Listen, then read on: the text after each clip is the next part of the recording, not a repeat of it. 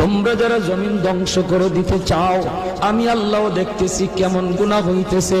যেই মানুষে আমি আল্লাহ এত আদর করে বানাইলাম, আসমান আল্লাহ বানাইছেন কুন ফায়াকুন বইলা, ফেরেশতা আল্লাহ বানাইছেন কুন ফায়াকুন বইলা, জমিন আল্লাহ বানাইছেন কুন ফায়াকুন বইলা, কিন্তু আমারে আপনারে আল্লাহ পাক কুন ফায়াকুন বইলা বানায় নাই।